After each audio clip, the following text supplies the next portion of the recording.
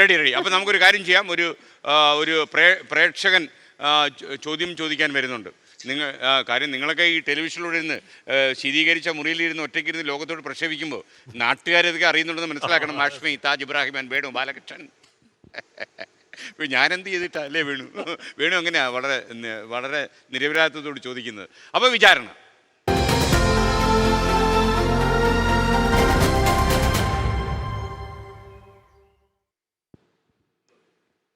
അപ്പോൾ ചോദിക്കട്ടെ പ്രേക്ഷകർ ചോദിക്കട്ടെ. നല്ല കടുത്ത ചോദ്യം ചോദിച്ചു കേട്ടോ, ഒന്നിനെയും വിടരുത്. ഹായ്, ഞാൻ ഫസീൻ. Good morning. ഞാൻ ഇൻഫോബാക്കിലെ TCSൽ വർക്ക് ചെയ്യുന്നു, ടെക്കിയാണ്. ഹാഷ്മിയൊക്കെ ചാനലിൽ വന്നിട്ട് ഇങ്ങനെ ലൈവ് സെഷനിലൊക്കെ അവതരണം നടത്തുമ്പോൾ നിങ്ങളൊക്കെ ഒരു സൗന്ദര്യത്തിനൊക്കെ കൂടുതൽ പ്രാധാന്യം കൊടുക്കാറുണ്ടോ? എൻ്റെ ഒരു സിമ്പിൾ ചോദ്യമാണ്. നിങ്ങളിങ്ങനെ അവതരണത്തിൽ പിന്നെ എപ്പോഴും നല്ല ക്ലീൻ ആൻഡ് നീറ്റായിട്ടാണ് ഇരിക്കുന്നത്, ഞാനെപ്പോഴും നോട്ടീസ് ചെയ്യാറുണ്ട്. അപ്പോൾ നിങ്ങൾ ഇതിൻ്റെയൊക്കെ ബാക്ക് എൻഡിൽ എത്രത്തോളം നിങ്ങൾ പ്രിപ്പയർ ചെയ്യാറുണ്ട്? കാരണം ഇതിനൊക്കെ സമയം കണ്ടെത്തണമല്ലോ. എൻ്റെ പേര് രാജു.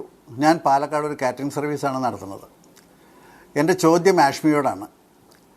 നമ്മൾ ഈ ചാനൽ ചർച്ചകളിലൊക്കെ നടക്കുമ്പോഴേ പലരും സംസാരത്തിൻ്റെ ഇടയിൽ പെട്ടെന്ന് ദേഷ്യപ്പെട്ടു പോവുക, പിന്നീട് പെട്ടെന്ന് ഇറങ്ങിപ്പോകുന്ന രീതിയൊക്കെ കാണുന്നുണ്ടല്ലോ. അതിൻ്റെയൊക്കെ ഒരു സീക്രട്ട് എന്താണ്?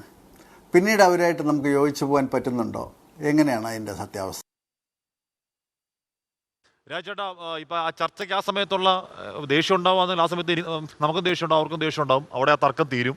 അവിടെ ആ തർക്കം തീർന്നു കഴിഞ്ഞിട്ട് ആ കാലുഷ്യം ഒന്നും മനസ്സിൽ സൂക്ഷിക്കില്ല. അതിന്റെ കാര്യമില്ല. രാജേട്ടന് സംശയം അറിയോ? രാജേട്ടൻ പാലക്കാട് ഒരു പൗരപ്രമുഖനാണ്. ഒരിക്കൽ നമ്മൾ അദ്ദേഹത്തിന്റെ കടയിൽ പോയിട്ട്, അദ്ദേഹം ഒരു കാറ്ററിംഗ് ഏജൻസി ഉണ്ടെന്ന് അതിന്റെ ഓർമ്മ, അവിടെ പോയിട്ട് നല്ല സൂപ്പർ ഇഡ്ഡലി കഴിച്ചിട്ടുണ്ട്. അപ്പോൾ ആ ഇഡലിയുടെ നന്ദി ഞാൻ കാണിക്കുന്നുണ്ട്. അതുകൊണ്ട് ഞാൻ ആഷ്മിയോട് ചോദിക്കുക, അദ്ദേഹത്തിൻ്റെ ചോദ്യമുണ്ട്. രാജേട്ടൻ്റെ ചോദ്യം എന്ന് പറഞ്ഞാൽ വളരെ സിമ്പിളാണ്. നിങ്ങൾ അവിടെ വെച്ച് എടാ പോടാ ആഷ്മി വിളിക്കുന്നല്ല, ചിലരൊക്കെ വിളികളൊക്കെ വരുമല്ലോ, ജനാധിപത്യ വിരുദ്ധമൊക്കെ വരും. വന്നു കഴിഞ്ഞിട്ട് ഇവർ ഫോൺ ചെയ്യുമോ ചീത്ത വിളിക്കുകയോ നമുക്ക് ഉറങ്ങാൻ പറ്റാത്ത സാഹചര്യം ഉണ്ടാക്കുകയൊക്കെ ചെയ്യൂ എന്നുള്ളതാണ്.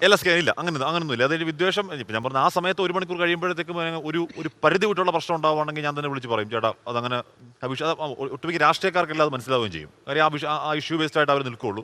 അത് കഴിഞ്ഞ് ആ തർക്കങ്ങൾ തുടരാറില്ല. എന്നാൽ ഇല്ലാന്നല്ല, അപൂർവം ചില സന്ദർഭങ്ങൾ അങ്ങനെ ആ സങ്കടങ്ങൾ തുടരാറുണ്ട്. അങ്ങനെ 2 പേരോട് സങ്കടം തുടരുന്നുണ്ട് സ്കാൻ, ആരാന്ന് പറയുന്നില്ല.